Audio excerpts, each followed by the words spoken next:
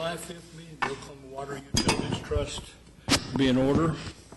First item on the agenda is the approval of minutes from the previous meeting on June 21st. Move we approve the minutes. Have a motion and a second to approve the minutes. Voting, please. Minutes are approved. Next item is a consent docket. Move the consent docket subject to individual consideration. Have a motion and a second to approve the consent docket. Are there matters to be considered individually? Hearing none, voting, please. Consent docket approved. Next is the concurrence docket. I'd move the concurrence docket subject to individual consideration. Motion and a second to approve the concurrence docket. Are there matters to be discussed individually, separately? Voting, please. Concurrent docket's approved. Next item. Items for individual consideration. The first one is a resolution from Public Financial Management on commercial paper credit limit and directing the GM to proceed as recommended by Public Financial Management. Second. Motion and a second to approve. Is there discussion? We've talked about this before, and I think this is not a departure from the way we've done it in the past. Hearing none, voting, please. Item 5A is approved. Next item is a presentation on the MAPS 3 trails improvements at Draper. Brent Ward from MAPS is here to provide the presentation.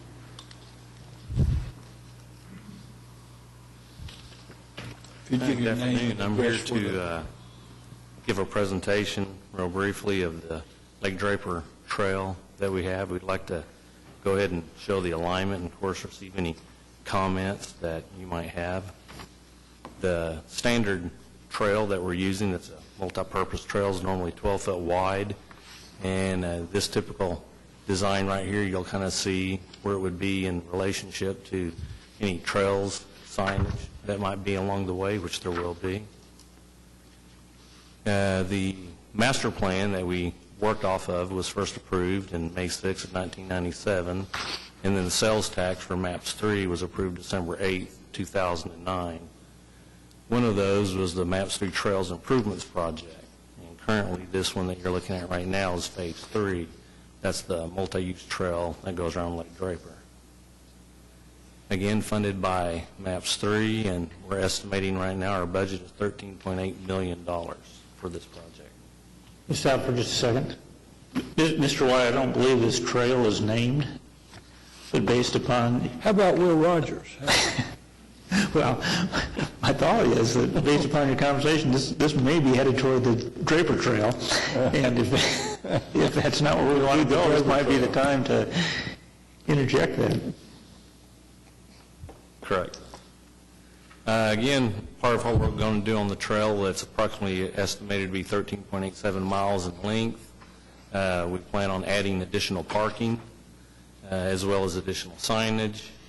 The purpose is to go ahead and link our residents to the different recreational user groups out there, and some of those listed here is, of course, the marina, the boat docks, fishing piers, picnic areas, the different lake points, as well as the city park that's there. There is also an off-road vehicle area, the Baxter Flying Field, and the mountain bike trails area. Right here you'll be able to see the current proposed trail alignment that we're looking at around Lake Draper. Starting off with this particular trail is broken up into 3 different consultants or engineers doing a third of the trail each. So the first one you'll see in the green line there is Cabinus Engineering.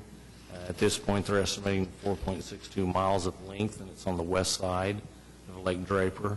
Then it picks up in the red with CEC Corporation, 4.38 miles, and it picks up on the southern end and goes along the east side of the lake along Draper Drive. Then the final part is Triad Design, estimated length 4.87 miles, picking up on the east and coming back and connecting on the north end. At this point, of course, we're coming here today to listen to any input that you would like to provide to us at this time. Then we're going to move on to the Game and Fish commission to make the presentation to them and as well receive input from them. Then we'd like to come back on the 19th for your consideration for a final recommendation. At this point, it would be forwarded with your approval to the Map Street Trails and Sidewalk Subcommittee, then to the Map Street Citizens Advisory Board, and then eventually that final report will be prepared and presented to City Council. So if you have any comments or feedback, we'd like to take those at this time. Could you go back to the map that showed the trail itself? Yes.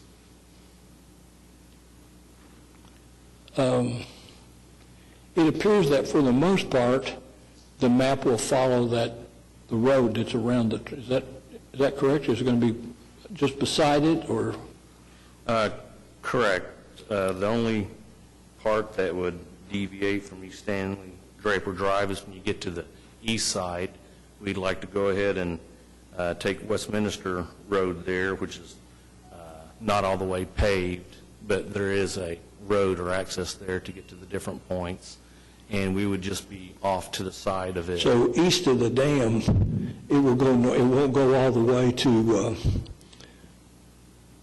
what's now considered East Draper Drive. Yes, sir. It'll turn north on Westminster there? Yes, sir. And how, is that all that red Yes, sir. east of Draper Drive? Just, yeah, west of, That's Draper Drive. West, excuse me. You can see Draper Drive on there. Yeah. It's But otherwise, it will be on the road itself. off to the side of the road, yes, a safe distance from it. So none of it's built then yet? Yes, sir. Not yet. This is an Okay. preliminary. So it's not going to be on the road? Just going to Correct. follow the road? Yes, sir. Okay. Will bicycles ride it? Yes, it's just like the other trails that we're building, like the West River Trail that's been built now. It's multi-use. All right.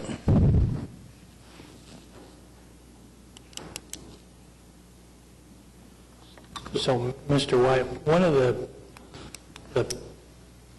components of this is for us to call it a corridor at this time, because we haven't received input from the trust or the Game and Fish or the other groups yet. And so, as the design would move forward, working with the map staff, whatever they encounter in the process of doing the design will require them to make adjustments. And so right now, we're just looking at a corridor that can move some as it goes through the design process. Okay. Okay. Thank you. Thank you.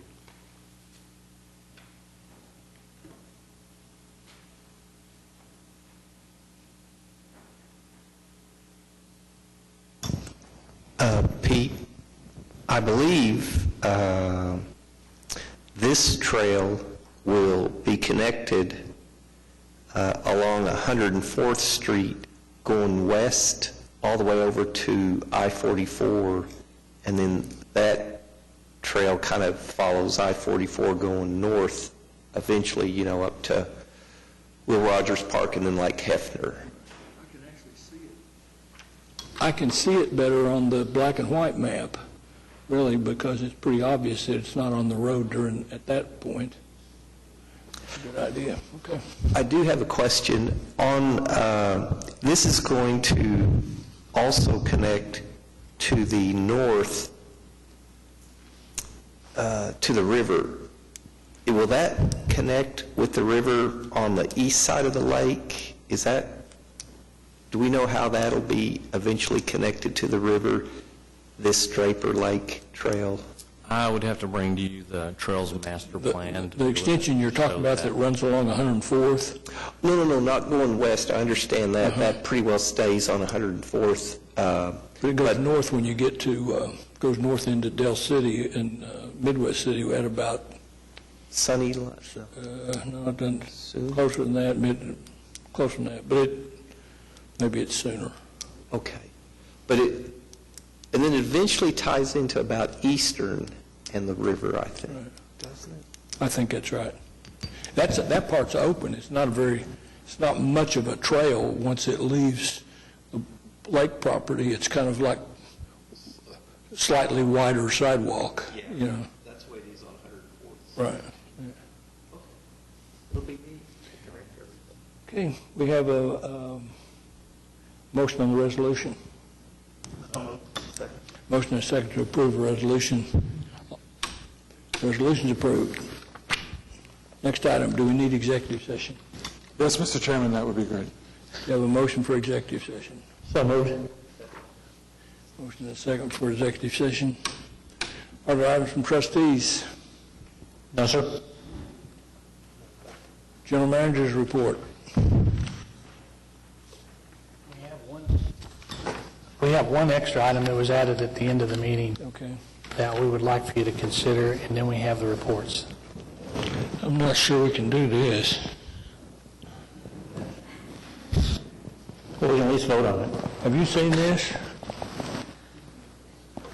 It's asking us to appoint Mr. Weingart here as acting utilities director.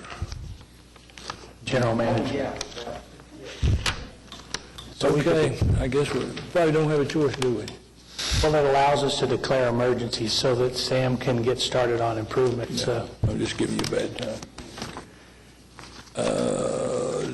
You do not have a copy of it? Oh, no, I'm sorry. Now that I understand. Yeah, That's good. okay. I'd move the item. Well, motion and a second to approve the addendum item. It's approved. And now, Yes. So the first item, the ratepayer, non-ratepayer financial plan status report, we try to do these at least once a year to give you an indication of the amount of funds that we believe are available to dedicate to recreational-related activities and improvements. And the bottom line is we have about $250,000 a year on a multi-year basis that we can spend on capital improvements for recreational purposes, and we have a proposed capital improvement item on the back page of that item for you to look at, that we were proposing FY16, $267,000, $576,000 in 17, $550 in 18, and on. But these projects are just preliminary, based upon input from the community and the groups that we work with, and then from the trustees from time to time. From a self-funding standpoint, because of the funds that we get from non-ratepayer, we can do these projects. But we are, if you look at the bottom line of the pro forma in FY 2021, we are depleting our reserve sum, and so we're going to have to get some additional non-ratepayer sources or reduce the funding for some of these improvements in the later years to keep the projects going in non-ratepayer. I wonder if it might not be well for us to do some kind of a study to determine what opportunities we have to increase ratepayer funds. I think, having been on this trust for a long time, I think most of the calls I get, if they don't have to do with strict with water, they have to do with why aren't we spending more money on this or why aren't we spending more money on that. Most people that call are reasonable enough, you can explain to them what we do it with. But, well, I wonder if we shouldn't look at land that we have or something, some way to develop. I know there's some pieces of land around Draper that are outside the drainage area that probably won't ever be built on or couldn't be built on from a water standpoint, that we ought to just explore those and determine if there's ways to generate more revenue from them some way. Because I think the public greatly appreciates the recreational value of all those facilities, and without the money to enhance them, our hands are kind of tied. So maybe that's something we could think about over the next 2 or 3 months, maybe trying to look at some analysis of what's available. Are there provisions that would prevent, for example, part of the next general obligation bond to have maybe like $5 million set aside for recreational use among the city lakes? In the GEO bond process, that would be a Parks Proposition project. Oh. And Parks Proposition projects could be on lake reservation property. Okay, You just have to incorporate it into that proposition. okay. That's a good idea, I think, because one of the things we're talking about in the next GEO bond is trying to make it as much friendly to that kind of thing as we can. So I think that would be a good idea. Anyway, it's just a thought. It occurred to me one time I was looking at a map, and it showed the area around the lake on the east side of the lake where the road was built. And, we buy land in whatever configuration the land is. It might be a 5-acre or a 10-acre tract. And if the road only took 1 acre out of it, we still own that 8 acres or so that's on the east side of the lake that's not in the watershed. And it might be well to think about if we could generate some revenue from the sale of those or lease of those. They don't have a very good view of the lake, but just a thought. Anyway, you have more. We could come up with some ideas for you to consider. Okay. The second item, Robert Reeves, if you could stand. So Robert is a certified audit expert for irrigation that is on our conservation staff, one of 2 in the state, and we're very lucky to have him. He works with Mallory, and Mallory's on vacation. She'd be here today too, but on this report right here, we wanted to bring this to you. We started in just a pilot in the beginning to go out and work with homeowners associations to look at the irrigation systems where they wanted us to. And that program has really taken off, and we've had tremendous interest in that. And he's been able to find a lot of inefficiencies in systems, broken heads, all kinds of problems. And so from that effort so far, there's hundreds of these, so he's going to be at this for a while. But with the ones we've done so far, he's been able to find many opportunities for homeowners associations to significantly reduce their water usage and still have nice green landscape. And so we wanted to bring that to your attention as something that we've done recently, that partnering with the homeowners associations to reduce water use. Good idea. Okay. The last report is we've had several of these public meetings, charrettes, with the neighborhoods around Hefner area to discuss 2 different parcels of land. One parcel along Northwest Expressway proposed for commercial development so that we could have additional non-ratepayer revenues, as we discussed earlier. The second is a parcel where we would reserve it for recreation. And so far, we've looked at that and met with the community. And this is a report to show that we had some good feedback at the last charrette at the Northwest Library of options for recreational activities on this parcel land. You'll have a map in your item on that to show you what we have. And from that, we're now ready for the consultant, Mass Architects, to bring to you a preliminary report to describe for you the options available at those 2 sites. Okay. When will that be? We anticipate that will be about 60 to 90 days from now. Fall. Okay, good. Any other comments about the general manager's reports? Are there citizens to be heard? None appearing. We will recess to the executive session.